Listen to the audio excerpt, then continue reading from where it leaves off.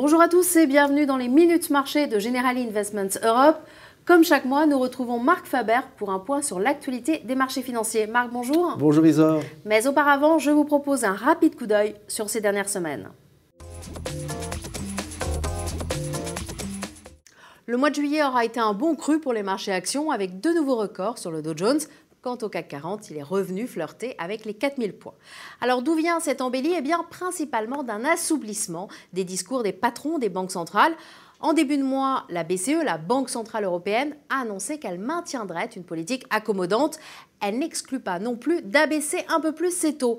Même comportement aux États-Unis, Ben Bernanke, le patron de la Fed, a lui aussi déclaré qu'il maintiendrait une politique accommodante dans un avenir proche, en tout cas tant que le taux de chômage n'aurait pas sensiblement baissé.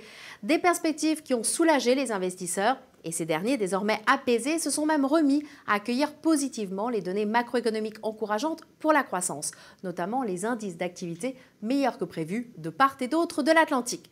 Mais le mois de juillet a aussi et surtout été marqué par une salve de publications trimestrielles de la part des entreprises et dans l'ensemble, elles ont été plutôt satisfaisantes. Là encore, de quoi rassurer les boursiers.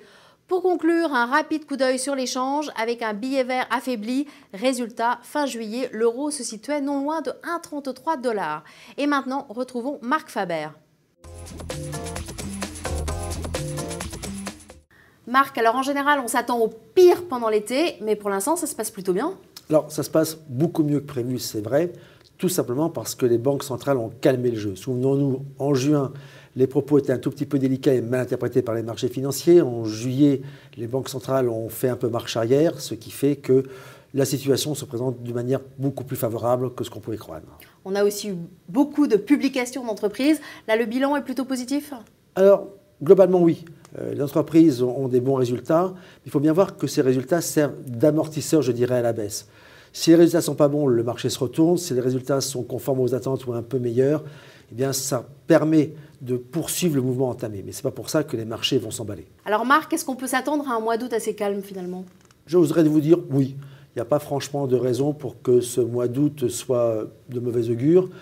À mon sens, ça restera volatile et très certainement avec un profil identique à celui du mois de juillet. Et sur quelle classe d'actifs sera-t-on le plus serein? Les actions ou les obligations? À la fois les actions et à la fois les obligations devraient bien se comporter. Je pense que les actions ont encore un potentiel parce que la Réserve fédérale nord-américaine comme la BCE vont avoir un discours qui permettra aux actions de bien se comporter. En tout cas, je ne pense pas qu'il y aura un retournement de marché. Concernant le marché obligataire, très certainement la partie du crédit devrait pouvoir avoir des résultats favorables.